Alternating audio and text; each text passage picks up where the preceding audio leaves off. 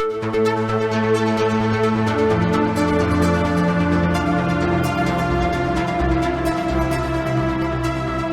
and welcome to the Sensibly Speaking podcast. This is Chris Shelton, the critical thinker at large, coming at you for more podcasting fun this week. And I bring to you this week one of the very first people I've ever had on my channel in any way who can speak credibly about Islam and has actually quite a story to tell here, which is why we are doing this show.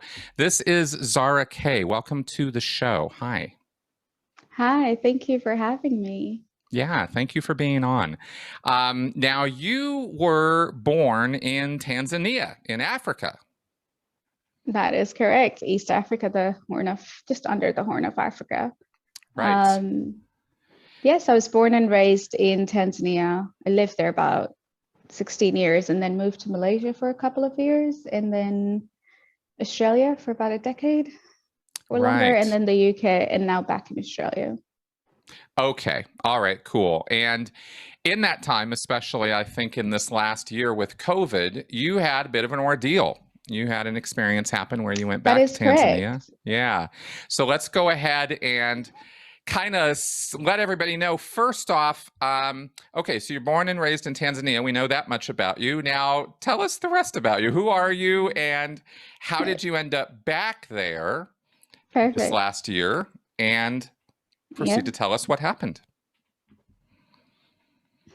Yeah, I guess just me going back there will touch on a lot of different points. So my family lives in Tanzania. Most of them live in Tanzania. Mm-hmm. I was the first one who moved to get a degree. My sister had moved other places in Malaysia and Pakistan. But I think I visited Tanzania. It initially was meant to be 3 weeks because I had a family emergency. So mid-pandemic, my brother gives me a call and I'm like, fine, I'm booking my flight and I'm going to come back. And then I'll leave in a month. And what happened, what initially was meant to be a month ended up being 6 months, but voluntarily 4 months because I could work from home. And now I was brought up and raised as a Muslim, and I would say formally I left and publicly left in 2017, 2018. But leaving religion is such an interesting and difficult process that you don't really sometimes know when the exact moment was that you left or started doubting. But I think in my head, I think I was 14 when I was already like paving my own path. So starting to apply for colleges and whatnot, where I was like, why do I need to pray? And I was already protesting in my own little ways while being in a Muslim home. And I used to wear the hijab. I started at the age of 8, almost turning 9. And my family are quite, I would say, relatively conservative. So in a way, like all of us wear hijab. It's a bit relaxed now, but previously it was like the hijab and then the black veil as well, not the face covering. My mom was quite against it.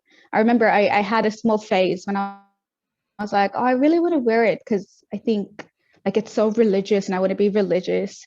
But I was like 12. And there were times where I didn't want to wear the hijab. And I wish I had that option or the choice of, no, one day maybe I'll take it, one day I won't, and having the autonomy to do that. But it was so ingrained within the community. And, you know, all I knew is that when I grow up, I have to wear this eventually, and everybody at school was wearing it. So I studied it in an Islamic academic school, and you'd still have religious studies. And if you weren't a Muslim, you'd have a separate class for, it was called moral studies. So probably they were learning about different things. But because by definition I was a Muslim, I had to stay in class. Okay. And now, in my clarify, school, let's go ahead and clarify for everybody as well, just so everybody has the right idea about your upbringing and the society you were raised in. You clarified for me, Tanzania is a secular country. It's not an Islamic country correct. by officially, at least on the books. Yeah. Yeah. So Tanzania, while being culturally and traditionally religious, not Islamic as such, I would say Christianity, but it's such a blend. by definition is a secular country. All of East Africa is. So Kenya and Uganda included. My mum is Kenyan. And, you know, this idea of Sharia law and Sharia court, I didn't actually know about it when I was a child. I only knew that Sharia law is like Islamic law and it's the best law that governs everyone, and it's the right and just law, as I was studying, because I went to Islamic school on Saturday. Like on Saturdays we had like religious schooling until I was like 16 or 15. Yeah. And I obviously, a lot of people with Sharia law have this idea of what it means, and there's no one set value, there's no one set guidebook on what Sharia law is, because Islam, like Christianity, is quite widespread. So it would be, you know, different sects having different interpretations of what Sharia law would mean. And even within a sect, different people would have different ideas of what it would mean. So in a secular country, you would live, I guess in a secular country like Tanzania, you would live according to your community standards. So if you were to get a divorce or anything, it would go through a Sharia court, which is that community court. Oh, okay. Oh, so it'd just be handled right there locally. It wouldn't be a go to the government kind of matter. You can do it after, unless you withdraw your case from the community. So I actually flew there for my brother's divorce, and that's what we had to go through. And the first thing I did was take it out of the Islamic court. Interesting. Because I knew the community hated me, and I knew they would unfairly bully him. So I was like, we're not even going to go through that. We might as well just go through legal systems and make sure that you're treated fairly, because a lot of times, despite my brother being a man, he would be judged biasly because of me. But you know, they usually unfairly treat women. So men would get the child custody, and according to Sharia law, when the child turns 7, male or female, the father has full custody. Okay. And does this, so if this sort of thing, let me make sure that I'm tracking with what you're saying here then. So in this community that you were raised in, then the community values or the community decisions can take precedence for the members over what the civil law is saying. They might not even go to the civil law because it's been worked out at the community level already. Is that, do I have that right? Yeah. Okay. Yeah. And that's kind of how it gets enforced. Yeah. The idea is that you want to keep it quite insular, especially if you have issues with the community members and whatnot. But obviously we have the civil law for many other different things with businesses and everything else. But if it's for like civil disputes, it would go through the community. Interesting. Okay. And this is the one that and so every community is going to have their own various interpretations or ideas about things, but they'll all be following basic practices and principles of Islam and Sharia and stuff like that. But there might be local variations or local disagreements or whatever. Yeah. So specifically in my community in Tanzania, women aren't allowed to be members as part of the constitution. You can only apply if you are an adult male, so over 18. Interesting. And what does that limit their ability to do? And it's different. It doesn't actually. It doesn't, because they still get involved in divorce cases where women are the other party. So it's quite contradictory according to their constitution, because usually the cases needs to be between 2 members. But if the members are women, so if that other person is a woman, then they're not your members. But I think it's designed to be by default that women come as part and parcel of the male that registers. So a wife, mother, daughter, sister. And it's funny how the board members are all men. So you'll see like 12 men and not a single. Women aren't even allowed to vote in that leadership board. So it's only men who can vote and elect and stand up for the community board member position or trustee position. Okay. So let alone just women being members, they're not even allowed to vote on what decisions would be made for their areas. They do have, they're not in the board, but they do have women who are volunteers who would like make some changes. But yeah, it was in general quite discriminatory in nature. And I didn't know about all of this, not their constitution. I always thought I was raised in such a different community, especially when I left Islam, which was, I'll get to it. But when I left Islam and I started Faithless Hijabi, and I heard stories of girls being abused by their families and communities. And I'm like, well, this doesn't apply to me. Obviously, I was living in the West and away from my family, but my family was never like violent or abusive towards me. The question about killing me was never there, even disowning me. We had our differences. And I think when I did my first podcast, I said, I don't talk to my family because I need to keep them safe, not the other way around. They don't need to. So I actually stepped back and I was like, I need to do my own thing right now. And I feel like this is going to be a clash between your values and mine.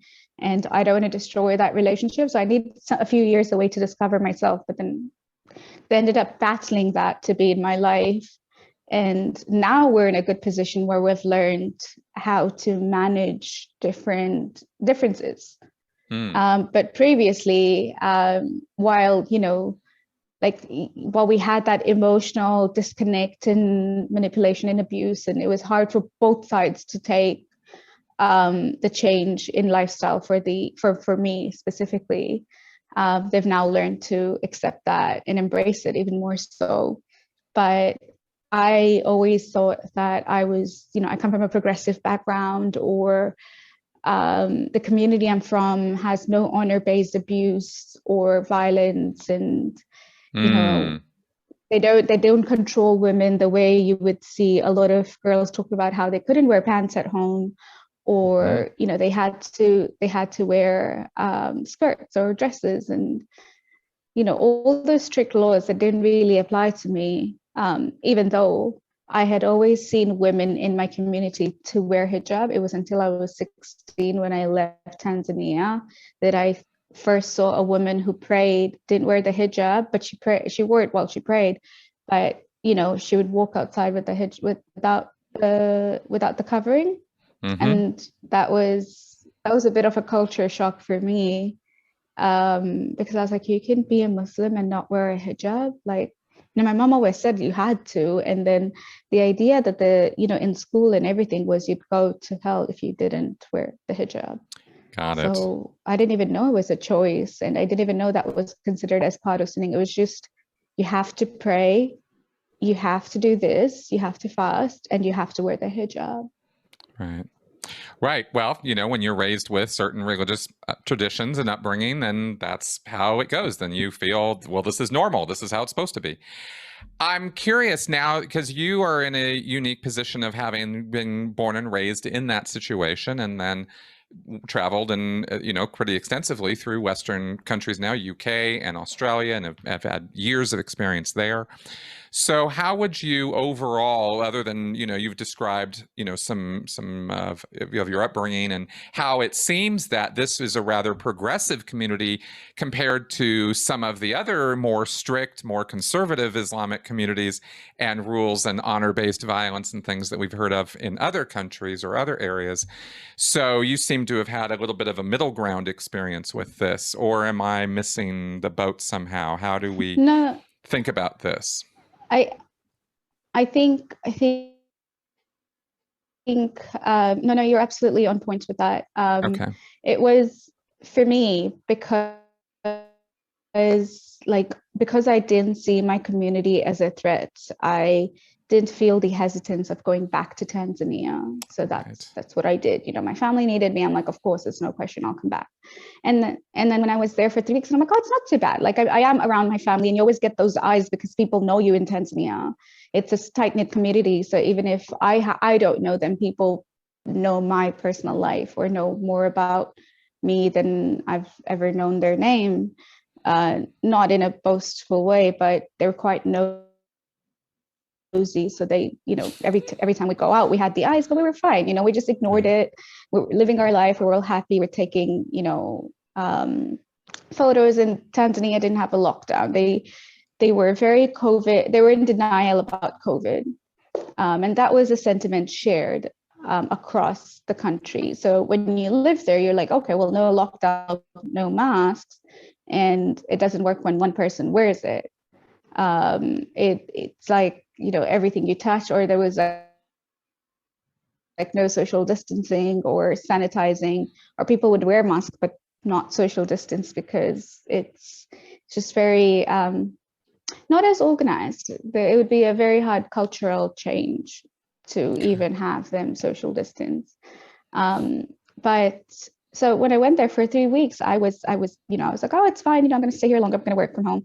And then until I got arrested, which we'll get into in a bit, I was quite shocked. I had a very negative perception of not only the justice system in Tanzania, which I knew was always corrupt, but the fact that, the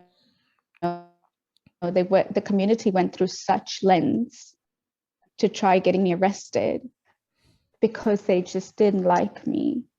Right. And then even more shocking when the Australian government wasn't being cooperative, because I had informed them 2 months before my arrest. And I'm like, hey, I feel like there's this threats coming. What do I do? And they're like, report it to the police. And I'm like, that's not an advice you should give me if they're trying to plant me to be against the government.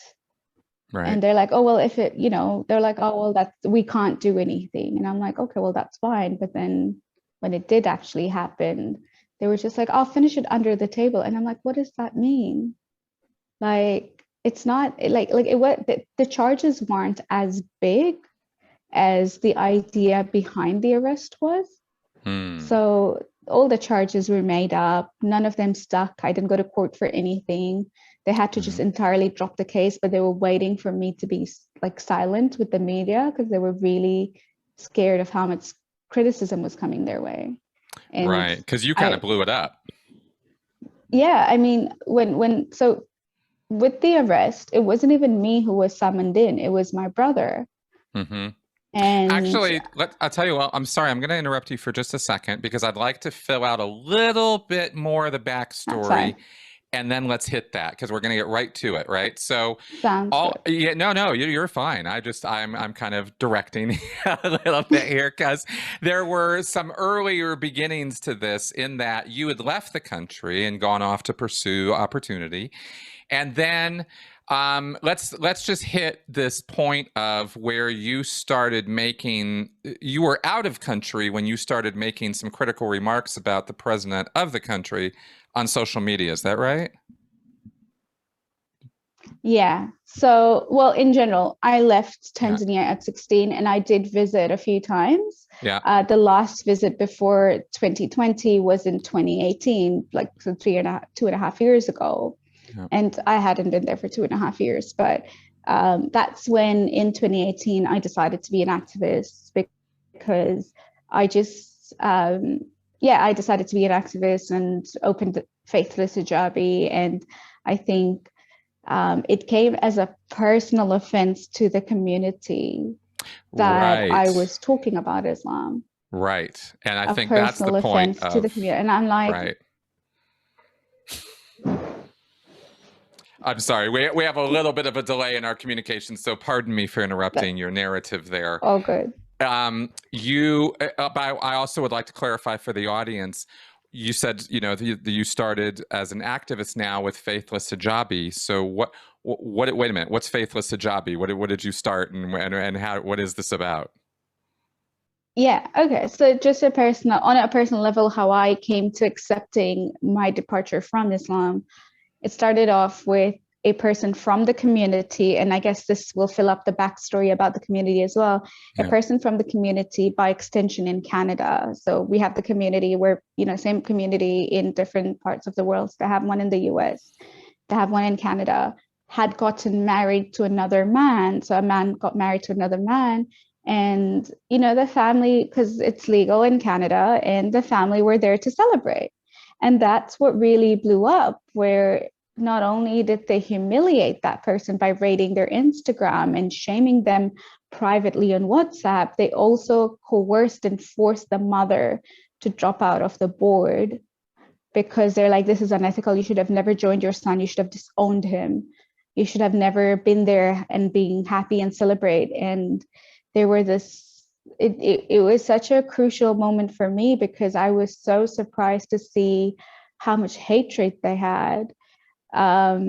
Maybe because when I was in Tanzania, I didn't know much about homosexuality until like I left overseas. It was just, sex was never a topic. So let alone homosexuality or different sexual orientation or sexual exploration. And then when I leave and I go overseas and I'm exposed to this, you know, I'm 16 and I'm exposed to like everyone, right? Different religions, different races, different nationals, and different sexual orientation. And I guess men, because I studied in an only girls school, but you know, it wasn't like I was technically not allowed to talk to boys, but you know, it was more the shame I would bring versus you're strictly not allowed. Like my parents are a bit more relaxed about it. So they're like, oh yeah, okay, you're going out with your friends, just be careful.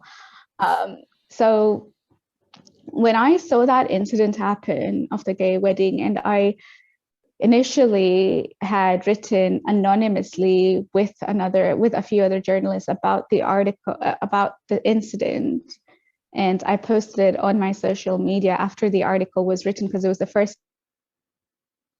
time we made it public. Nobody else wanted to make it public. I didn't even know the term ex-Muslim existed at the time. I was just like, this is wrong on so many levels, and I don't agree with this. And my friend's like, have you tried checking out ex-Muslims of North America? And I'm like, no. And I opened their page and I'm like, I agree. Like, what is this? I didn't even know I was an ex-Muslim. I didn't even know that I agreed with so much of that page or that group than I had initially planned on, because while living overseas, I had been so embodied with progressive values that any regressive value or religious value that contradicted mine,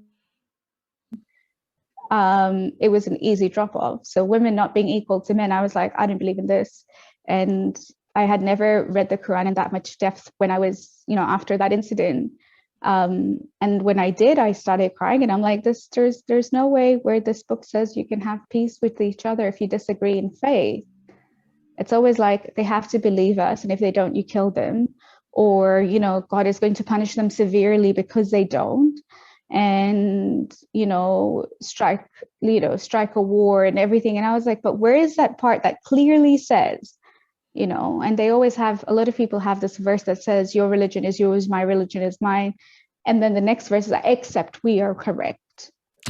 So you'll come back to us, like you'll come, and they're like, except. And I was like, oh, okay. And then the whole verse on, you know, if you kill one man, you kill a nation. And I'm like, oh, okay, well, this is good, right? And then they're like, oh, this only applies to the certain Jewish men.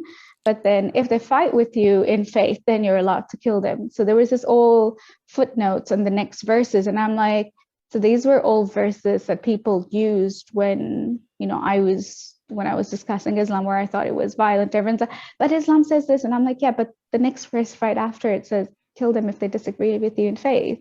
And they're like, oh no, you're wrong. And I'm like, so, but you're right about the first one. So it was really interesting that a lot of people, including myself, had never really read about the book in depth. But that moment, that incident was so pivotal for me that it really highlighted that, you know, all the things that I'd heard about different communities in the West, or in like Saudi Arabia or any part of the Middle East that would criticize against people, was happening in my community. And I know I guess my family, we'd never really spoken about homosexuality, but homophobia was ingrained without question, not because there was a scientific reason for it, but because religion had told us to. And it's only now that, because I became an activist and was fighting against all of this, that my family is willing to like go like, oh, well, it's your life. Like, you know, if anybody's gay, like, I don't care. So like just having that level of tolerance has increased, because I started challenging them. I'm like, why do you believe what you believe in? And, you know, so that's how, you know, the community aspect came down boiling, and that's how I began to slowly discover that journey that these are not my values. Right. And the God question, I think it was the scary part was not, I guess the scary part about leaving Islam was never that in my head now God didn't exist or he did exist or anything, because it was never a big part of my life, even if the whole religion is based on fear from God. But I think the biggest part was a loss of identity, because then I didn't know who I was. Even though I'd become this different person, I worked in did my bachelor's and master's in IT and everything. I had a career. A lot of my identity was supposed to be tied to my faith. And when I left it, I'm like, then who am I? Like, do I have to be in another faith? Does it have to be another community? Does it have to be my own thing? Can it be either or is it everything? And that was, I think, what was really scary, was because for so long I had been part of that identity that I no longer resonate with, because I never questioned it before.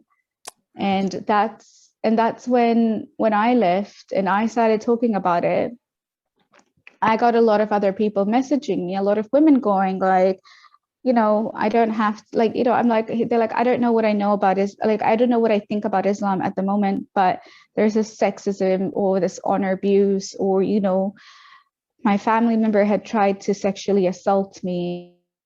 And, they talk about all of these experiences. And I was like, I've never been brought up like this. I cannot relate. I wish I could, but I cannot relate. And that's when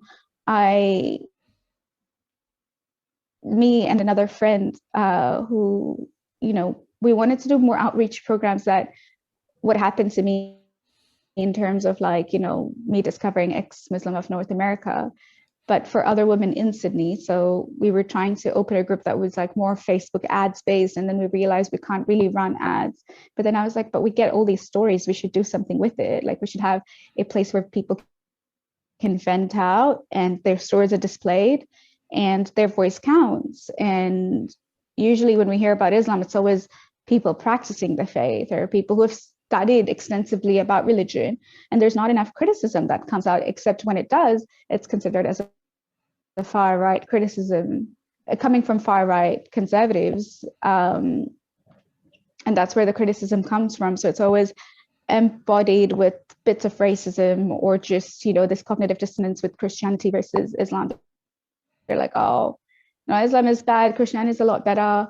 And I was like, no, but like, what if even if people change faith, they go through this certain trauma or phase where they should be able to talk about what it was like when they were Muslim, because these are voices of Muslim women as well, like women who were brought up in a Muslim background. So that's when we opened Faithless Hijabi, and it turned out like, it was a storytelling platform, and then it evolved because our stories, after like 100 or something stories, it just felt like you were reading like 5 of the same stories, because there was so much in common, not just abandoning the faith part, but even just being within the faith. There was like so much in common with sexism, with misogyny, with the head covering, how they removed it. People who'd worn the niqab, the burqa, the face covering, and then the first time they remove it, it just, the experience she described was that my face felt naked. And, while I couldn't relate to it, other people could. And I was like, well, this is great that people are being able to relate to it. But then how do we take the next step where people get help?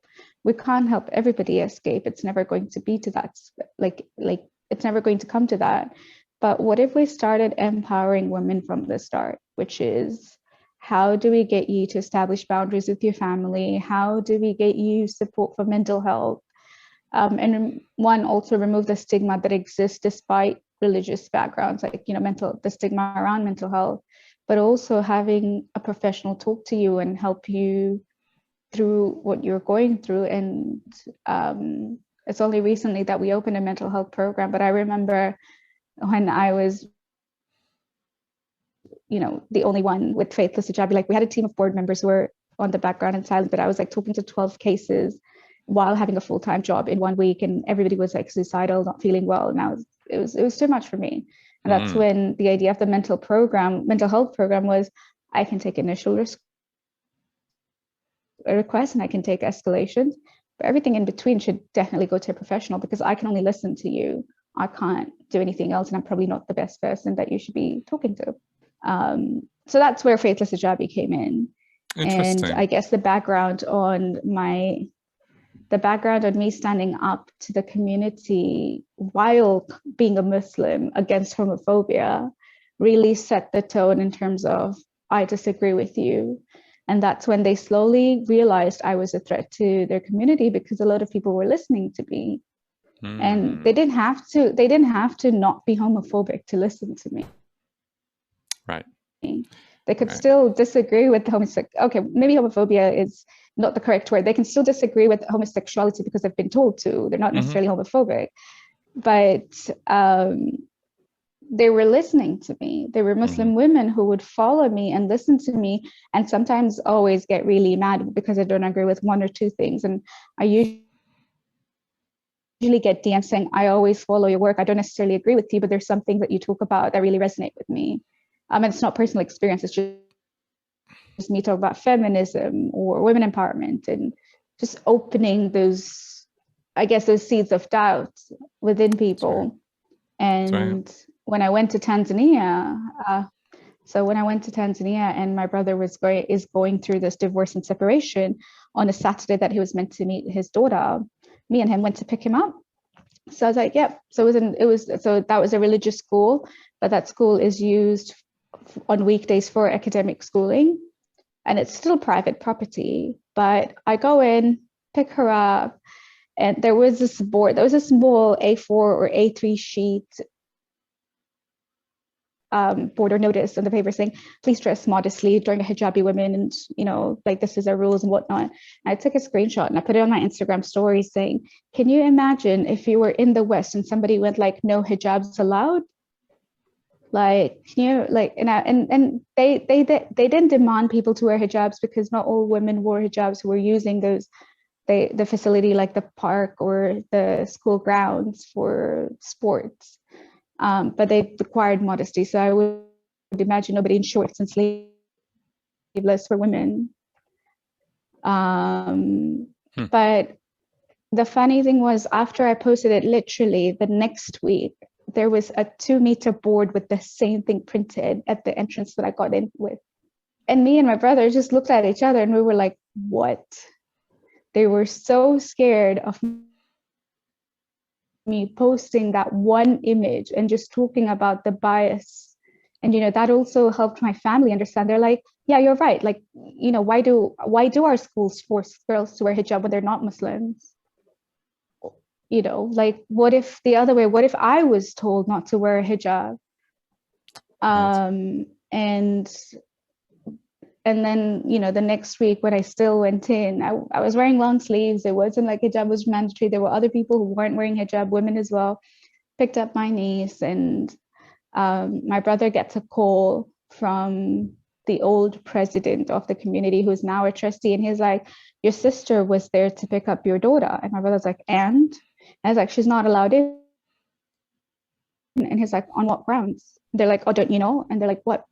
And then he went like, oh, she left Islam. And they're like, so only Muslims are allowed in your ground? Like, there are other people, you have teachers who are not Muslim. And then he's like, oh, she talks about Islam, we don't want her in the school. And my brother's like, well, I want it in formal writing. And until you give it to me, I'm not going to comply. And they're like, if you don't comply, we're going to boot your daughter and your sister out, because my sister also studies there. So my sister and my niece are 2 years apart. So they study, they study in that Islamic school. And I was just like, what just happened? And then I have a relative who works in the school teachers meeting who told me that they were so scared that their reasoning for kicking you out was like, what if she makes our kids question? And I was like, what? There it is. And then, my sister had a few. So my sister had a few friends. Yeah. So my sister is 14 now, but she had a few friends who were like, oh my God, they're massive fans of yours. And I'm like, but obviously you're 14-year-olds, but I'm pretty sure like going to madrasa isn't your choice. But it's nice to know that, people listen to me, even young people, that they're in their minds already, they fought that battle at an early age than when I got the opportunity to fight. And I tried not communicating in school grounds as much because I know what that would mean for them if their parents saw it. Because I was that girl you shouldn't talk to. Like that's how scared so many parents were. I still have parents. I still had girls who messaged me. They're like, "Look, please don't tell my mom I talked to you." And they're like 16 years. They're like, "But you were brought up in the Islamic school." It's like, don't be like Zara to try defending your position. But it was so hard because people were bullying me. And my baby sister was bullied as well. They're like, "Oh, you're an atheist sister," and you know she got a lot of anxiety from all of this. So that community had ingrained, like the parents had ingrained that idea onto their kids that I was such a bad person because I left religion. Not that I've done all this human rights work. And my visit in Tanzania, I was working with a lot of orphanages. So I didn't care what religion they were from. Like, you know, my role was, if you have something to donate, you know, I'll come pick it up, I'll clean it up and, you know, separate it into ages and gender. And I was like passing it along. And that's when I slowly realized how much the community was, I guess, scared of me or just scared of any person defying it. And the more they acted on it, the more people would listen to me more, the more they saw people siding with me. So the whole kicking out of school grounds was never made public until 6 weeks later, where I was like, okay, well, no letter has been sent. I'm going to put it on Facebook. So I wrote about it. And then that's when the teachers found out that this person had actually called us. And the teachers were like, "So why did you kick her out? She was only here to pick up her niece." And then, you know, they found out that, you know, they saw that people were supporting me because it was discriminatory. And I think because I was there and because like my posts like were still on my page, on my Facebook while I was in Tanzania, and this has nothing to do with the president. This is all about religion. It was all about, you know, the two men kissing in front of, like a Photoshop picture of two men kissing in front of the Kaaba just 4 days before my arrest. But the post said they did. So this is how the arrest worked out in the end, which was, I was early December. So this is before I posted anything, but I was still continuing my activism in my own Facebook, but not against Tanzania, because I know a lot of Tanzanian activists, because I was careful not to do that, because I know what happens to local Tanzanian activists. And I didn't personally have a grudge against Tanzania, even though I didn't appreciate the COVID handling of the president or his authoritarian ways in the country. But I was like, no, I'm not going to be stupid and post about it. I'm still going to do what I do, which is my online activism. Right. And but you were still considered, and that's allowed to, like, it's a freedom, it's a secular country. You can't just well, you can, but your local community guess, I was still considered. Yeah. I mean, exactly. the government can't come down on you, but your community can and is trying to. That's what it sounds like. Yeah, and they can't do it in a legal way because there was no legal law that I was breaking. So what happened was, and I'll be releasing a video soon on this, like explaining the facts of actually what happened, but we only pieced it together. But what happened on the 24th of December was my brother gets a call, and I was meant to get a last minute flight after my brother's birthday is on the 26th, but I was meant to get a flight last minute to the UK because flights were empty. It was really cheap. And I was like, oh, when I'm ready to go, I'll just take a flight and go. You don't need a COVID test. We didn't need it at the time. So, and, you know, on the 24th, he gets a call and he's like, oh, you've been summoned by the cybercrime office and you need to come in. My brother's like, I want a written summon. So on the 25th of December, now this is Christmas Day. Nobody really works on Christmas Day, especially not the cybercrime unit. They're not essential police services. And they're like, oh, we have the written summit and you need to come in. And my brother was like, shit, I don't know what I did. They wouldn't tell me what it's about. And it was very unconstitutional, but also illegal to do that.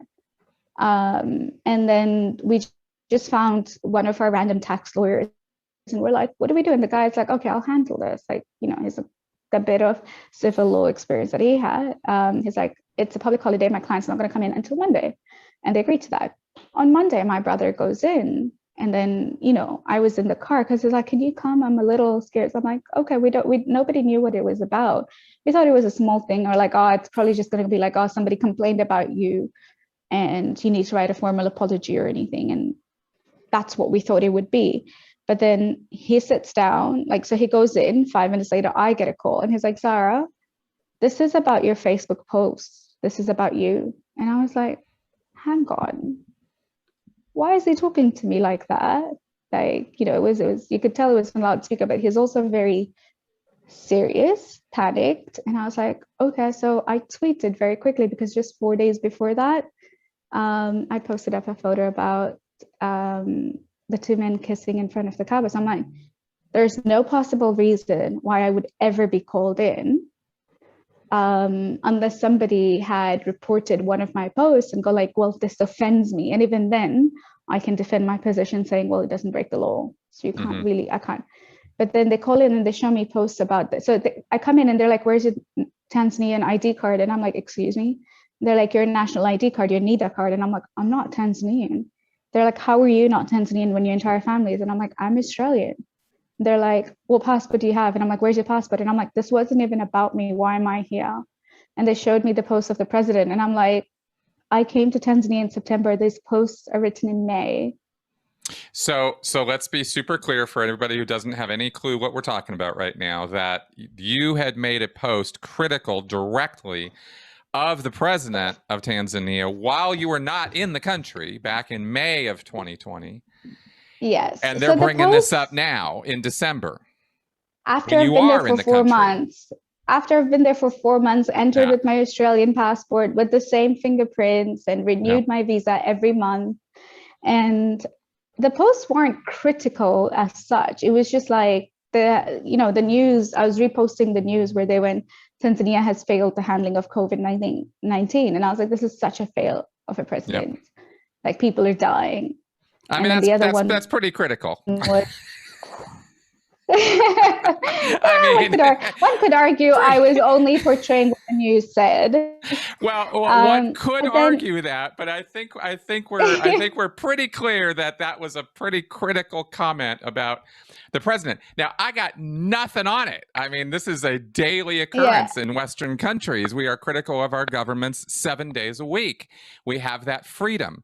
And that's actually the reason why I'm kind of highlighting this right now, is because while you're not even in the country, you're posting this. You go into the country, the community's pissed at you and trying to work out how they can stop you. And then suddenly the police are calling you about a post you made when you weren't even in the country. Exactly. Okay, good. So I just want to make sure everybody gets the picture here as to what is actually going on, because this is off the rails, you know. And the posts were done in March and May. There were 2 posts. One of them was the president jailing somebody for laughing at him.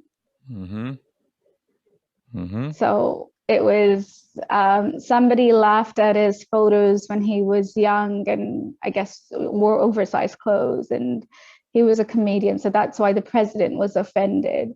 But according to law, that wasn't hate speech. So you can't really be arrested for that. It wasn't like somebody was calling out for a protest or anything. So even if I am critical of the government, it's not against the law as such. Like, it's not in their law book that you don't have the freedom of speech. It's not in the law book. They will just charge you with other things. So that person was then charged with other things, same as me. But the only difference was that I am Australian and he was Tanzanian. So I had more of an international, like, he had a bit of an international media outburst, but I had, I guess I wouldn't say immunity, but I had a foreign government involved now. Right. Or so I thought I did. Well, exactly. That's exactly what you thought was going to happen. But now let me ask one quick question to clarify, and then we'll pick right back up. Did the police actually think when they went and got you, or when you came into the police station, were they under the impression that you were still a Tanzanian citizen, that they didn't know about the Australian citizenship change? So let's just say, in the simplest of words, they were quite dumb to make that move without their research. Somebody gave them a profile, somebody showed them 2 or 3 posts, one of them including the one that I wrote about the community, which is my experience and very valid, and it's a community, so you can't sue me for anything because it's all based on true. And if I'm lying, you'll have to prove it to me. And I have threats and whatnot that have come my way. So I've always put out evidence, like I'm not making things up. But the only two they knew in their head that would stick were those two posts about the president.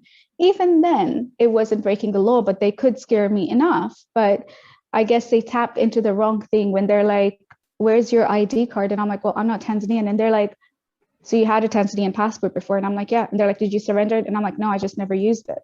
Now, at that point, I didn't know what the law was, right? But according to law, if you get a citizenship in a dual citizenship country, your Tanzanian citizenship is automatically revoked.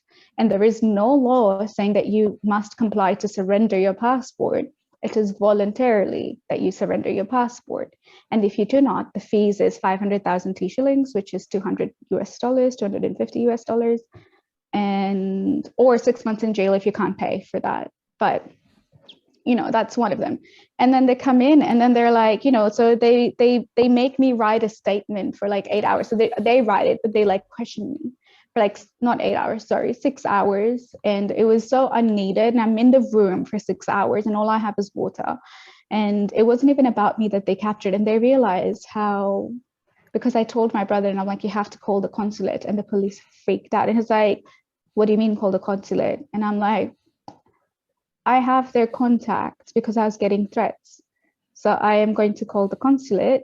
He's going to call it, but it was like a public holiday, so they were closed. But at the same time, he's like, oh, it's okay, we'll send them an email or we'll call your president. And I'm like, Australia doesn't have a president. And he just shut up.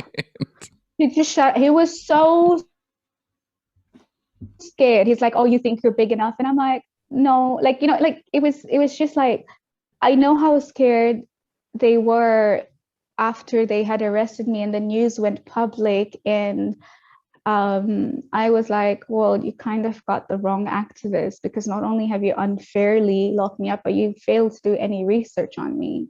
You failed to know that I have this many Twitter followers and this is a threat that I've always received. And when you act on these threats, you have now done exactly what I was talking about, what I've been fighting for other women about.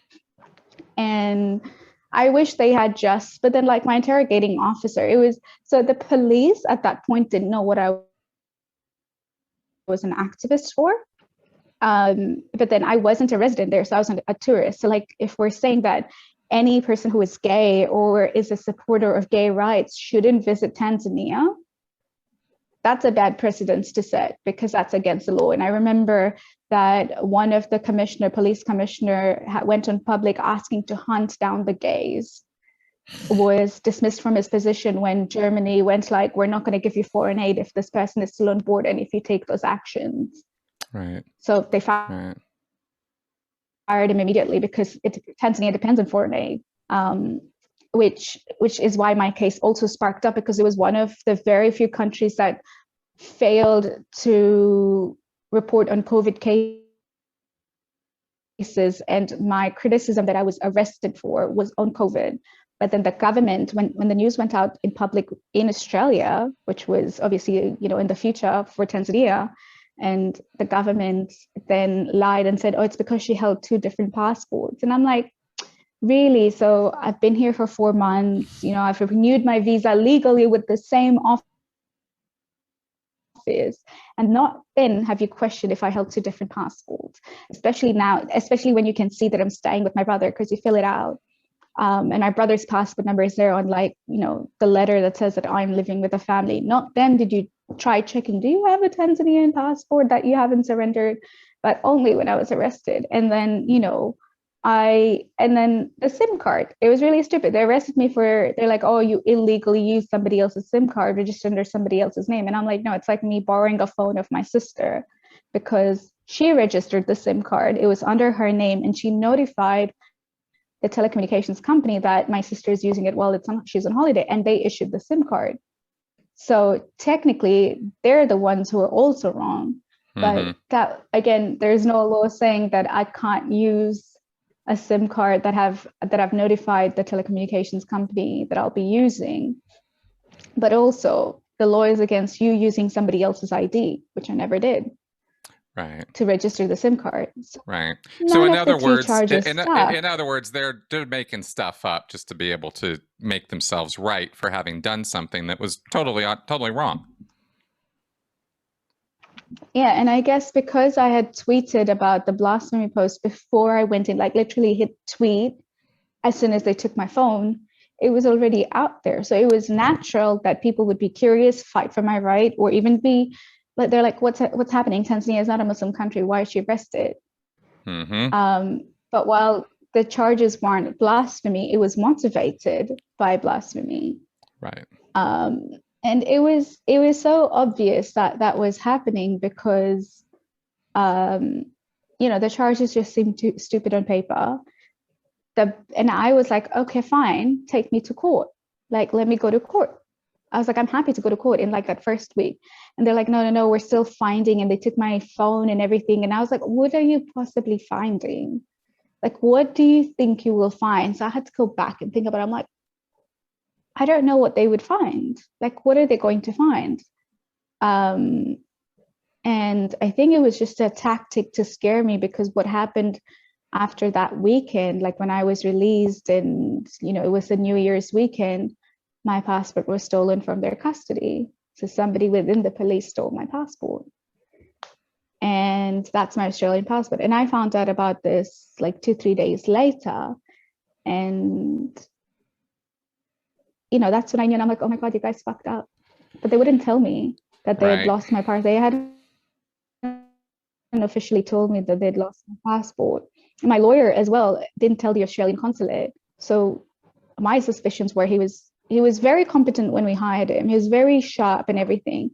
And as the case grew bigger and they realized who had done this to me because of political and monetary power, I have a suspicion that other people might be involved into making him be less involved in the case. So pretty much you couldn't trust anyone there. Like the only person I could trust was my brother. How long total did they hold you before they let you go? So in prison, like in custody from interrogation to when they let me go, 32 hours. Okay. But then I was detained twice. But then I was, I guess, physically in their presence, not locked up in jail, but even in a room twice again. Right. But yeah, because they came and got you again. I was detained for. Yeah. So I went to the immigration to have an interview, and that's where they were trying to threaten me. And I said, I only speak English. And I could understand Swahili. It's not like I couldn't. I just said I only speak English, but that's mostly on a technicality because my Swahili isn't that fluent. English is my first language. And they threatened me. And they're like, if you tell anybody about this interrogation, we'll hurt your father. And they took down my dad's details. And yeah. Okay. And they just kept making things up. And they're like, what if somebody goes to America on your passport? And I'm like, in my head, I'm like, do you know how visa processes work? Do you know what a pain it is to be a Tanzanian? You need to provide 50 documents. Because I've been to the US. I've traveled to 40 countries.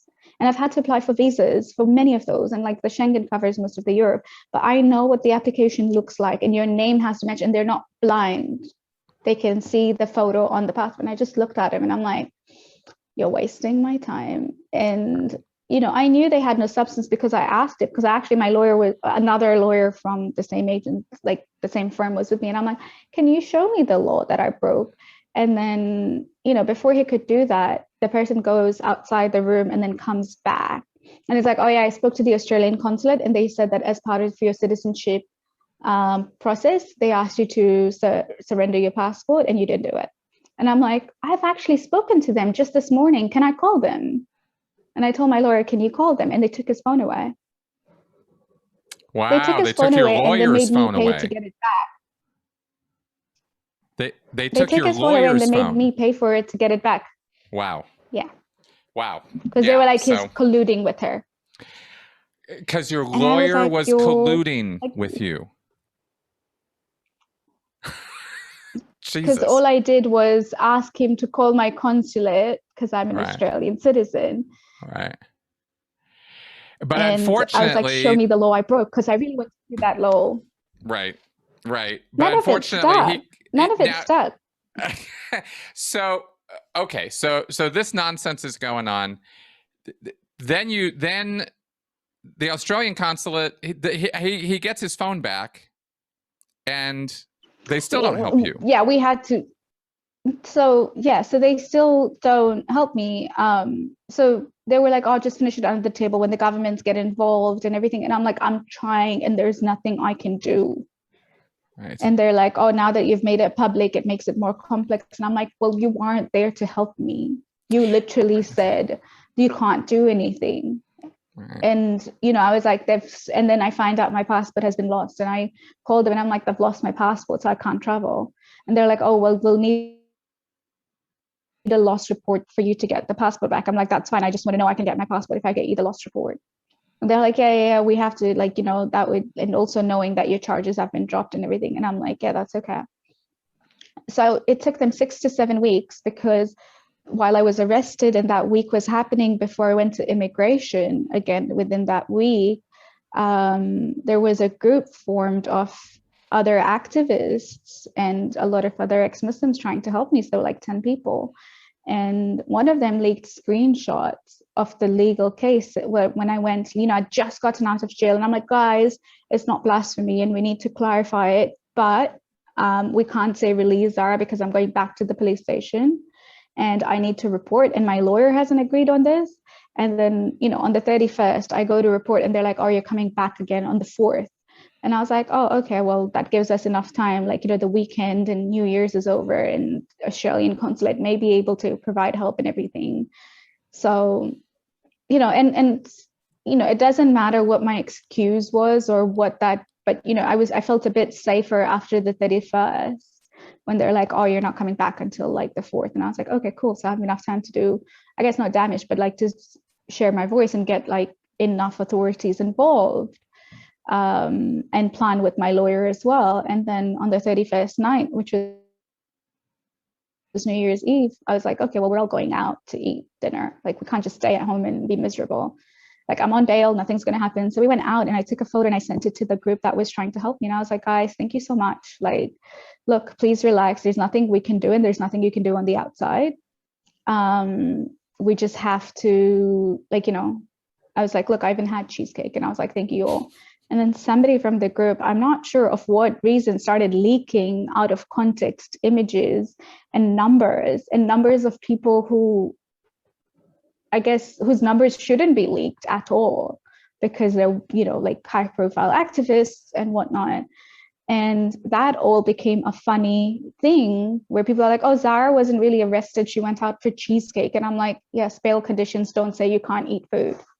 And why do you care where I go? That's not the point. So in other words, the social media responses to this were kind of all over the place. It was kind of all over the place, especially because the person who leaked it was a huge activist. And, she apologized. And I'm like, "I'm sorry, but you didn't only endanger me, you endangered my family." Yeah. Because the police then found out that I was communicating to the outside world from another number. Mm-hmm. Not that it wasn't allowed, but it threatened them even more. So they came to my house for multiple checks without a warrant. I don't know what they were looking for, but they were like, and I'm like, "You can't stop me. I'll just get another number and another phone and another number." Like, it doesn't say that I can't communicate. That would be illegal. Yeah. Or just write emails and whatnot. But, you endangered my family. You endangered other people in the group who live in the Middle East. And I was like, there was no excuse. Like, I don't care what grudge you had against me or what disagreement you had. That could have all waited until I was out. That could have all just waited. I don't know what was happening there when I'm like, there's so little time I have to focus on this very childish behavior. And yeah, this is so. Let me make what was worse is that it wasn't just social media. Well, it wasn't just social media that used those screenshots. The police used them to say she's having fun. Right. Exactly. But the police also used it because they had, you know how they have official trolls, like Saudi Arabia has government trolls and whatnot. The police also used it. They go like, oh, well, she's having fun. She's out of jail. Why is she worried? My brother's like, this isn't her country. She is not Tanzanian. She lost her job because you wouldn't give her passport back with no charges. And she can't go back to the UK. Like, you know, she has to go back to the UK. Like, her life is there. Like, she's not safe here. Like, the multiple threats I was getting, and they're like, yeah, but she's going out to eat and whatnot. And I was like, no, that's not how it works. Right. So the whole social media, even though it was a very small thing, put, I guess, a fellow activist, an ex-Muslim activist, in bed with Islamists who really don't like me.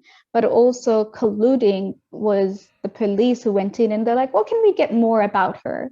Like, people have done in-depth research. And oh my God, the stupid part was people went through like years of my thing and saying, oh, she's obsessed with cheesecake, and then, you know, just editing images on a pig's face and everything. And I was like, you guys had a lot of time on your hands. There were these theories that came out. They're like, oh, Zara was arrested for this. And I'm like, oh, really? Like, please tell me more about why I was arrested, because clearly you know more than I do. So educate me. And it was just like, it was heartbreaking because I was betrayed by somebody who is meant to be running this big organization in Canada, and, you know, has 200,000 plus followers. And then you sent those screenshots to somebody who clearly was obsessed with me and had made 15 videos about me and leaked our numbers. And I was getting threats, like, on top of everything in Tanzania, I am now getting phone calls from Pakistan and like other parts of Germany threatening me. Like, that's not some shit I need to put up with. No, not at all. That's really unfair. Well, no, totally. That's called getting doxxed. And I was like, so... Right? Your numbers being given out, right? So people can find you, you know, et cetera. So that's not good. So you're getting it from both sides on this.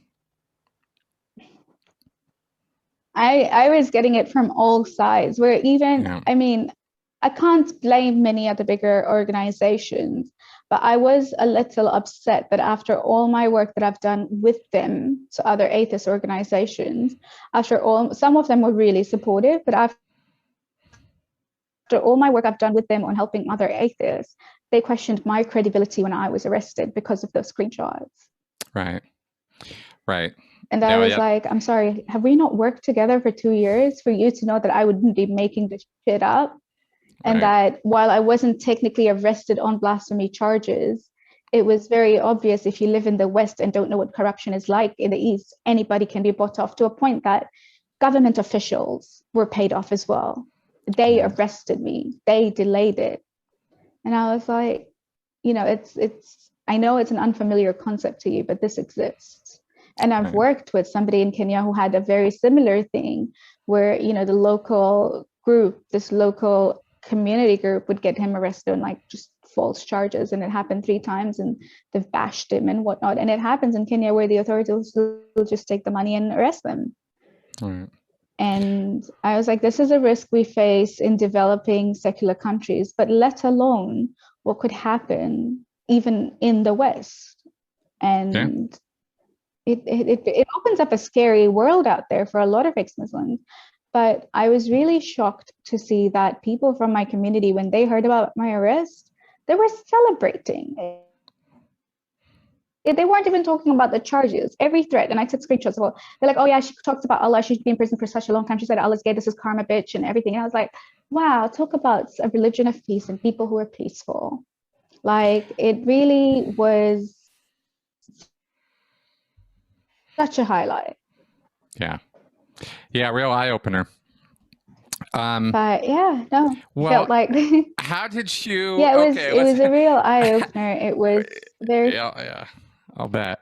How did you end up getting out of this situation? So, because they've come and gotten you, they've taken your passport, now it's lost, so you're stuck in this country. You've lost your job in the UK. You're getting trashed on social media. I mean, this is not good. This is not a good picture. And I imagine when you were in the middle of it, you didn't have the advantage of knowing that this was going to be okay. like like you did get away from all of this, but what? So No, no, how it did that was happen? How did you get away from all this? um so I will pat myself on the back for having that much courage to hold on, but I had a lot of support from my friends to keep me mentally sane. But it was also my family who were resilient throughout all of this, right? They didn't see me brave. But what had really hurt me was when I lost my job because I loved my job. And it wasn't because of anything personal or my arrest. It was purely because I couldn't go back to the UK because they hadn't given me my passport. But the scariest I felt was when I got my lost report and I give it to the Australian government and the Australian consulate in Kenya. I've posted it, everything, paid for express shipping and loads of money to like get this there. And they have it and they're like, we can't issue your passport until we hear back from the Ministry of Foreign Affairs. And I'm like, hang on. You've known this issue since October. I got arrested in December. It is now mid-February. Like it is now 10th of February. My charges were dropped on the 3rd. And I could still go back to the UK in this 8-day gap where UK would still take me in. Even if I have 8 days left, they'll give me an extension because they know I live there and reside there. But you're not giving a passport and you want the Ministry of Foreign Affairs of Tanzania to admit that they arrested me on no charges and I didn't go to court and they've lost Australian government property. You actually think they would do that? And my lawyer sent them an affidavit saying, you're not going to receive that letter, but these are the events. And she is not safe here. She needs to leave. She's getting a lot of threats. And now that she's free, people can actually hurt her because the local government also doxed her. So now people who didn't know about me before now know about me. I couldn't leave the house and they're like, oh, just stay indoors with your family. And I'm like, that's not a solution for my safety. Right. That's not a solution. They could come kicking down doors. They could do whatever they want, but that's not the point. You not only endanger me, endanger my family because I'm with them now. And, and I was, I was at a point where I'm like, I don't know what to do. Like I just given out. And I'm like, what do I do at this point? And I messaged somebody who initially on my case was like, oh, if you need any help. And I'm like, yes, I need help. You know more about international law and you're from Australia. What do I do? And then he comes back to me the next day and he's like, we're ready to take your case in pro bono. I wasn't even asking for them to take my case, but he's like, you're going to need lawyers. And they were by far amazing lawyers, 3 days of them hired, them joining my case, me signing all the papers and everything. They managed to secure a meeting with the Department of Foreign Affairs in Australia, and in 2 hours my passport was printed. But then the big challenge was getting a flight to Australia because not only do they cost $6,000, but only 1,000 people can enter within a week. And I asked DFAT to put me on a VIP list or a private list, and they didn't do anything. But luckily, I had a friend who worked as a travel agent, so I was like, just get me a flight. Like you're more competent than Australian government at this point, and I got a flight. And then because the police in Tanzania were so incompetent and Australia never bothered to call them and do any verifications, I was detained again at the airport because I was on a no-fly list from the 3rd of January while I was arrested on the 28th, but the news came out on this 3rd of January. So that's when they got really alerted. And that's when that's when also my passport was stolen. So I was detained again, and I was like, I was this close to sitting on a plane that costed me so much. And it was the first time I cried. It was the first time I cried, and my sister was like, I've not seen you cry this entire time. And I'm like, I was this close to just leaving this country and saying goodbye. And, it was a Friday night, so we couldn't do anything on the weekend. And then my brother on the Monday went to the immigration. They're like, well, her charges are dropped. You can verify this with the police, blah, blah, blah. We need to get her off that list. And they're like, oh, the person who's meant to do this has a funeral today. My brother's like, no, she's bought another ticket. She's leaving tonight. And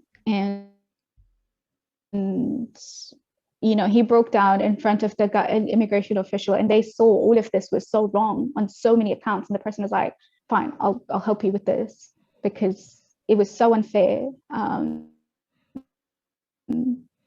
And then we finally, like 2 hours before I was going to the airport, the name was picked out and I got on my flight. My brother had to buy a ticket as well to make sure I went through immigration fine. So we lost 2 tickets on one night. So my ticket, his ticket, and then we bought another one. And then it was like a 4-day flight because I went to Dubai and then Singapore and then like an 12-hour stopover for each place and then coming to Australia. And then just yesterday 4 days ago, I was given my quarantine fees bill and I'm like, I'm not paying $3,000. Like, I didn't choose to be here. So I'm like, I'm not paying this and I will contest it. And if I need to get a lawyer in to pay that same amount to contest it, I will, because this wasn't my fault. You messed up. I would have gone to the UK. I wouldn't have to pay all of this. I wouldn't have to lose my job because you guys were incompetent. And by you guys, I mean DFAT. Like I was pointing out a specific body, not the quarantine. But I was like, I lost so much. In fact, why don't you pay me? Because I lost so much and went into 40 grand of debt because I had to pay lawyers, flights, and that's like, yeah, lawyers. And then every other person who would like help you, you just pay them money. So even if somebody's like, oh, I'll arrange a meeting for you and you end up paying like $200 and it's just a meeting. But that's how Tanzania is governed. And we just met with so many people, and my brother was my hero because he ended up closing this case while talking to so many people, and they knew that they were at a point where I am just going to explode on media and it's going to be horrible for them because now I have nothing to lose. And the one thing I was very careful was not tell the media that my passport was lost until I left. And then when I left, because my news came out first from my lawyers and from the people that I was talking to, and then Tanzania went like, we didn't lose her passport. How did she fly back? So I went on Twitter and I'm like, emergency passport, lost report, blurred out my name. But I was like, this is how I lost my passport. You literally have given me this from the same police station. And now you're lying. A government official is lying to the media. And, you know, the journalist himself was so shocked because the community also lied to them. And they're like, oh, we met the father on Wednesday. And I'm like, how did this community official who spoke to you meet my father when my dad is bedridden for 3 months? Like I actually showed him a photo and I'm like, my dad can't walk. You think he would go to the mosque like this? And he's like, so he lied to me. And I'm like, yeah, he lied to you. And to a point where he was there and he saw all the threats on my phone. And I'm like, here, these are the threats I received. And he was just like, they completely denied it. But he told me something where he's like, they took it so personal when I was questioning them about you. Like it was like it offended them personally versus, well, you know, somebody has allegations against the community and isn't pointing out a member, but has sufficient evidence to think that, you know, it was you, like a community as a whole. And he's like, every question I asked was so defensive. And that while the government of Tanzania said I was on immigration charges, you know, the community leader went like, oh, how would I know if she insulted the president? And everybody was like, hang on. Nobody said that. You know, like nobody said about insulting the president. The charges she was on was on immigration. So there was still like, where did you get that from? Like, obviously I said it on my side of the news, but given he's Tanzanian and he's talking about their law, like nobody had said that. And everybody was like, oh. And it was obvious, like it was so obvious that they knew about all of this. But then the worst part was that when I came to Australia, I found out why there had been a police officer at 4 a.m. in my jail cell. Thankfully, there were other women, but the idea was they were given money to not only arrest me for a couple of days, deny me bail when the bail was already processed. On the day they arrested me, we're like, here's the bail and she needs to get out. They refused to process it, but the idea was also to get me raped. So there were 3 policemen in the cell. They weren't expecting other women to be there because they were arrested last minute. And not only did they come to my cell, like they actually, like I was sleeping and they held my face and woke me up and I screamed and they were scared as well. So yeah, it was, I think And that that was after correct me if I'm wrong, that the was aftermath 3 was quite policemen traumatic. who came into your cell at 4 a.m, woke you up by grappling over your face. Around 4. Yeah, and then you screamed bloody murder, and they got out of there. Did I have that right? Yeah. Jesus. Yeah. Yeah, and there were And other this women in the cell that weren't expecting their new. Right. And you're now saying that you discovered after you got back to Australia that this had been arranged, that they were paid to do this. Yeah, there was no other, because they only came to my cell. There were no Right. other women. There was no other reason why they would come at that time, because I know I got into the jail cell at about 11-ish, 11:30-ish. And that, you know, and at 6 a.m. is when the other women left and the sun wasn't out. So in between, like when I needed to like get water or something, or when the police came down, I'd always check for the time. And then, you know, I know that I slept after 2 o'clock. And that's when the police came down. So it was an estimation of like 4 a.m. because the little light that you could see was not there. But it was a little hilarious when I was talking to the media here, and they're like, so what did your prison cell look like? And they sent me this picture, and I'm like, the picture looks like a hotel.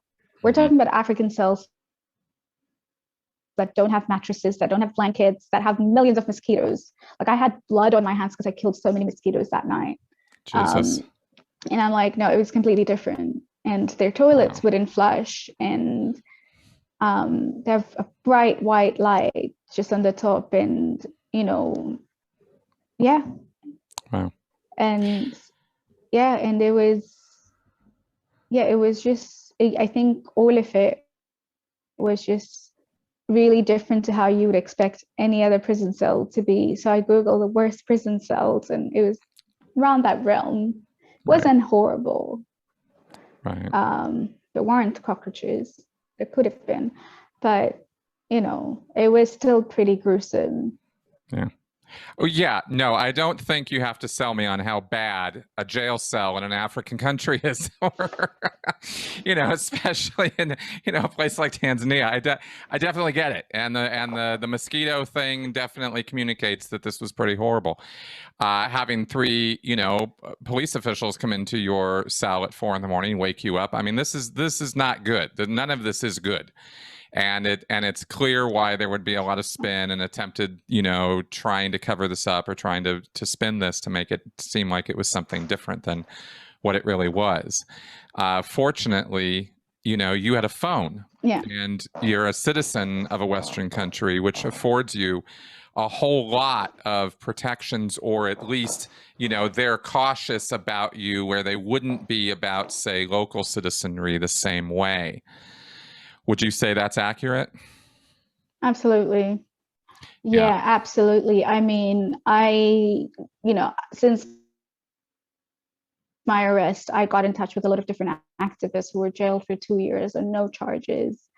And, you know, I'm sure they went through worse stuff, but also the female activists constantly face threats, to a point that one of them always has eyes on her, would never go out in public to meet anybody.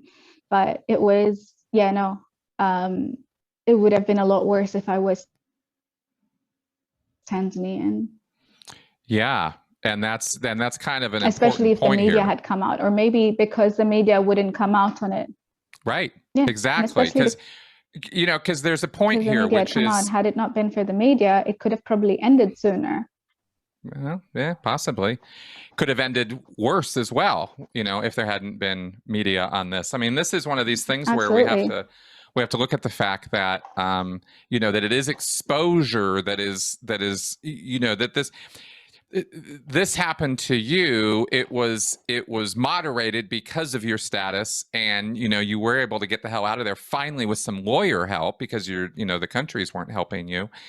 I cringe to think about what happens to people who don't have phones, or who, you know, who have their phones taken away, or who are cut off for some other reason, or don't have those rights and privileges, right, from the citizenship. So There's, there could be lots of other stories like this where the communities decide, okay, we need to persecute somebody for stepping out of line, for becoming an apostate. They hate apostates in Islam really bad. It's a real thing. They do, definitely do. It was just God as a concept in Tanzania is atheism is so unheard of, or free thinking, or rather no God. They're like, but you must believe in something. And I'm like, I just don't believe in a higher power. Right. But like, yeah, it's, I guess, as unusual as this story sounds to many of your audience, it happens to different degrees to different people in different places. So thinking about, Jordan helping this girl escape her family, where, the family are the problem. And as a woman, you have to be 40 to be emancipated. And she wasn't at that age yet. And now you have the authorities who are just like, well, we're just going to keep you back with your family. We're just going to tell them not to abuse you. Like, that would actually work. Right. And then a lot of them end up fleeing the country. Yeah, exactly. And I wanted to tell, when I found out about your story and I found out about this, I mean, knowing, that there is this bigger, broader picture here, I wanted to finally get a little, window to it on my program here, because I don't like authoritarians. I don't like extremist religious groups. I don't like people who think that it's up to them to tell other people how to live their lives. I really have a problem with that. I'm too Western that way, I suppose, but I just have this thing about that, and so I think we need to highlight the fact that we have an awful lot of this is an overused word, and I know that for some people it's even kind of a, an upsetting word, but we have a lot of privileges. And, in the Western I was actually going to point out that, when you said you don't like authoritarianism, and it was related to Western, I guess, values, it's really telling to see, not to you personally, but it's really telling for other people to see that a lot of times when, women like me look for freedom, we're criticized. They're like, oh, you just want to be like the West. And I'm like, no, it's just progressive values. They're just freedom. And there's just a lot of, humanism, and it's just my choice. Why does it have to be such a unfamiliar concept to you? But I guess it is quite telling when, the rest of the world outside the West think that, all these ideas come from the West, that, people can't think about them, like, especially when you're not from the West. Or, right. or that, I guess the point I was trying to make was mostly around how critical, when we go out of line, or when we start thinking progressively, the criticism we get is it's all white people.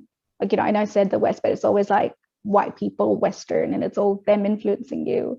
So when I initially was questioning religion, they're like, oh, it's because, you live in the West. I'm like, yes, but also no, like, it's not limited to that. It's a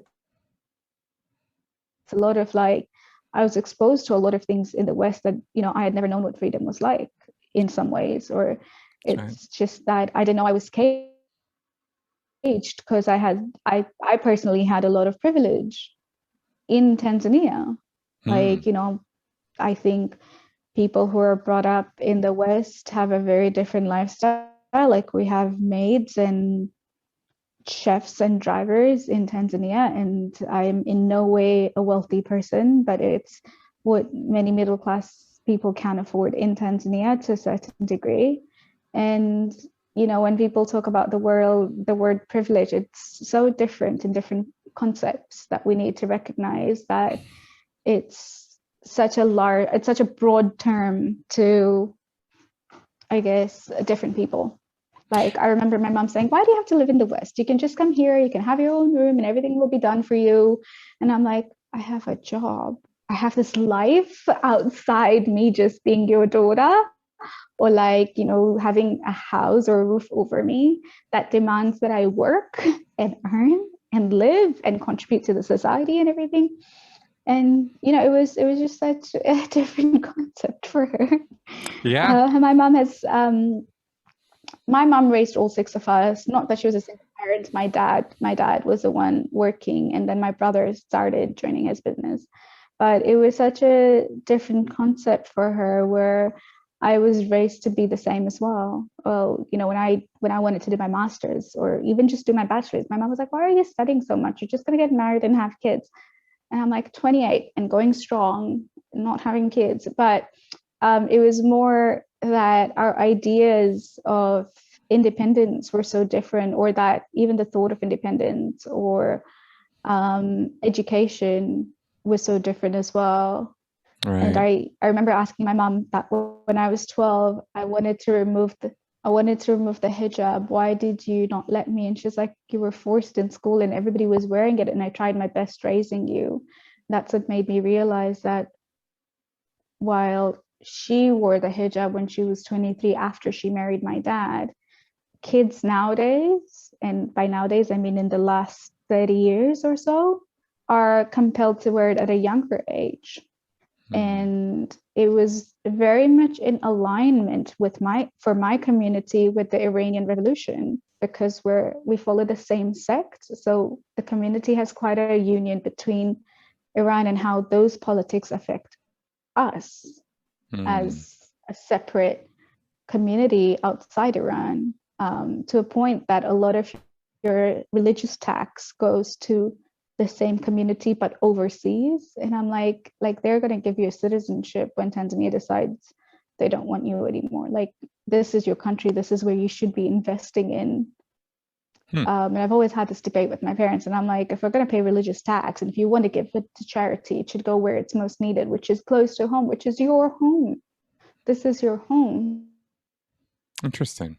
But I think in a way we always felt like foreigners. But we were Tanzanians, and I would proudly go and say I'm Tanzanian, like, and people were like, but you're not black. And I'm like, yeah, but we have different races in Tanzania. But at the same time, I guess that was home for me.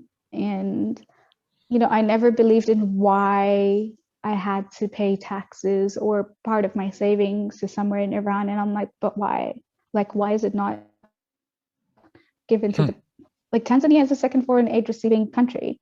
Why are we sending funds overseas for charity when we can do it here? How interesting. I didn't even know that was a thing. And slowly my family is now learning to go like, oh, yeah, no, that is religious tax on your savings, because that's how religious organizations make money, right? People who earn more pay more. No, very much. Somehow, I get it. I just didn't know that was a thing in Tanzania. That tax is being used to help propagate religion. Yeah, that's interesting. Because it's a secular country, which is even more interesting. But that connection with Iran, I guess, that's fascinating. I just didn't know about that. It just separates that community from, I guess, what local ties they would have in Tanzania. And technically it is illegal to be funding Islamist states in every Western country. So if anybody finds out that you have a wire transfer for no reason to Iran, you would be questioned by authorities. And these are a lot of things that people don't put out in public. And until I did it, that's like, obviously after my arrest, I went like, you fund Islamist schools. Do you realize that is illegal? And you do it in cash because you can't do wire transfers. People would take a bunch of cash, obviously under that limit of entry. And then you're like, oh, here, I'm just going to donate this. Huh. Interesting. How? Well, okay. Wow. I feel this could go into very, very different directions, which we're gonna have to keep this to your story. So I'm just gonna I'm just going to cut that right now. Okay, good. Got it. Wow, that's interesting. I am sure that there are probably about 50 more absolutely fascinating things like that that we just don't have a clue about, that are just cultural and government and money differences and things that people have to put up with. Wow. You know, I have one. I guess I have one other question for you, just because you have had a life that has straddled both of these worlds, and I want to take advantage of this time that I have with you to ask you. You know, you are an activist. You do care. You clearly are out there putting yourself out there. You went through this process and you made it public and you got through it, and you did avoid, you know, the worst of the worst happening to you in terms of assault and rape and stuff. Thank God you did. What do you think we can accomplish with activism at this point? You are working in this Faithless Hijabi organization that you've started with other survivors, other ex-Muslim women or men. What are you trying to do with that? Where do you want to go with that? What do you see? What kind of changes do you want to see? I guess the one important thing that I found in my line of activism interactions and everything is respectful dialogue, that I feel sometimes as activists we lose because we're so motivated to put our purpose out there that we forget to go back a step and realize, where do those differences come from? There's something that led us to think differently. And I think the most important thing with any form of change will come from respectful dialogue, which I find it very hard with a lot of people, because there is either that willful ignorance when you come from a religious background, or personally, like, I'm sure the other person too would get frustrated when we can't agree on something. But I have learned over time that I sometimes find that there are a lot of Muslim women that do support me, and there are Muslim feminists, I'm not going to say Islamic feminists, there are Muslim feminists fighting their own battles. And, you know, there could be a certain cognitive dissonance to say that this is not religious, but coming from my own family who wears the hijab, and I disagree with it thoroughly, and seeing their beliefs evolve from a more political side to a spiritual side, I think it's important that we acknowledge that that exists. There is this, I don't completely buy into the whole Islamic part, and I still am spiritual. So I've seen my family evolve to more going like being more critical, being more critical about their faith by thinking outside what has been set out for them, but still praying. And, you know, I don't have an issue with that. I can understand why people would pray and why people would believe in God. And even if some of those ideas are ridiculous to me, and I have every right to mock them, as they would have every right to mock me not for not having or believing in a God. But I think that while provocation and blasphemy, all of these things are necessary, or provocation is necessary to challenge blasphemy laws, we tend to forget to have that dialogue. I just think that sometimes a lot of people, when they see me online, they're so happy to like be horrible to me, or I'm sure to anybody else who would be doing that, instead of like going a step back and going like, have I actually spoken to her? Right. Like, I've had someone who was like full on death threats in London, and then I called him. I just randomly called him on those on Instagram. I was like, why are you calling me? And I'm like, I want to talk to you. Talks to me for like an hour and a half, and he's like, you're actually pretty nice. And I'm like, and he's like, but I don't like your criticism on Islam. And I'm like, but you never asked why. That's right. You know, people assume that it's something to do with my background, but a lot of times my story is so different from a lot of different people who have had their parents inflicting vigorously that religious ideas. And I feel like our activism should go in a way that, one, we're making positive outcomes of it on a more policy level, but also on a more strategic level, where we have an end goal, and that end goal could change every time, and it's a journey, and we might never reach the end, but have little milestones So I think that that's where I would like to see Faithless Hijabi going. And I would like to challenge that idea of, you know, the black and white thinking, because Faithless Hijabi initially started off working with ex-Muslims, but then we also had Muslim women come to us. And I was like, technically, we were both raised very similarly. So you would have the same, I guess, trauma or distaste or disagreements that I would, but I decided to leave the faith.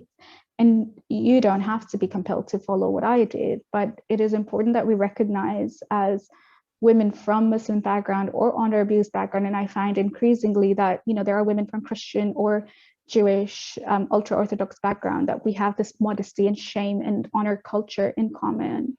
To identify that we could have this differences in like how what we believe in now, but there could be so much overlap that we could work together to address instead of isolating each other. And I remember that my activism changed a lot, where there was a time that I wouldn't appreciate the hijab icons on an app or something. And I'm like, why are they promoting this? And I was like, well, hang on. If I was a child and I used to be a child that wore the hijab, I would get excited to see, hey, there's a woman who's wearing a hijab. And I can be that woman. And, you know, I think if we're trying to remove the modesty idea, it wouldn't come with stopping the hijab and like, you know, just attacking women for it. We can still be able to discuss about the hijab without bringing individuals in. But I remember that my activism had moved from like, I don't want to see this, to like, it is quite empowering. And like for hijabi models, it takes a lot of guts to be out there and do it, right? Because they would get the same death threats that I would get, except I have chosen not to wear it and they are continuing to wear it. But the same men who would prey on me would prey on them. Right, which and kind of tells you, receive so much backlash. Kind of tells you a little bit that maybe it's not so much about the hijab and it's maybe more about just oppressing women. I mean, if I'm being honest, as I see it. Yeah, but you know,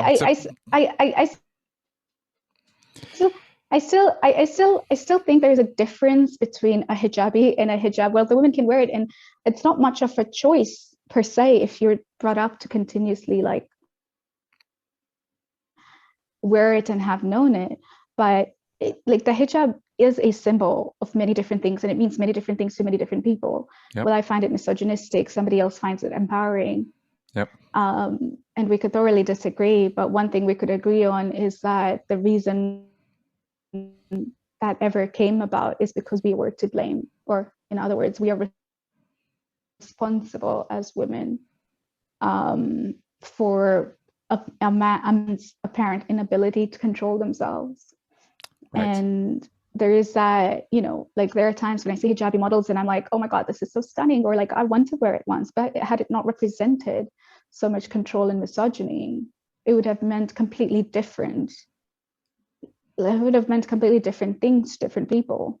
Had it not been the war in Iran where women are trying to remove it and get jailed, had it not been for like women who were killed because of it, it would mean very many different things to many different people. It could just be a style thing. It could just be like, I can wear it the way I want to. I can wear it and not wear it the next day.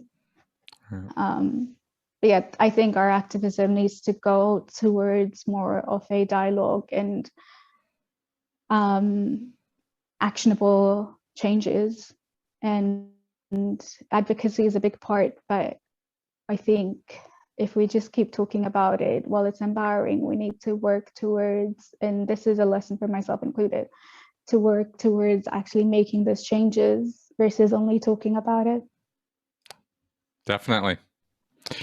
Well, Zara, thank you very much for taking the time to speak with me about all of this and share your experiences and your ideas about this, because I think they're powerful, and I hope that that you reach a lot of people with this messaging. Well, thank you. Thank you so much for having. I realized we just went on for 2 hours and above. We did. We talked quite a bit. Like about 2 hours. Yeah. Yeah, we got a So lot it of was stuff really here. nice. Yeah, thank you so much for having me. Absolutely. And I will put a link to your organization there so people can check that out. And otherwise, I guess I will just say thank you again. And folks out there, if this is something that has sparked your interest or your attention or something that you think you might want to do something about, do check out faithlesshijabi.org. That's faithlesshijabi.org. Did I get that right? That is correct. Great. Good. And we will have that, like I said, in the links there below. So check it out. All right, guys. I will see you next week. Bye-bye.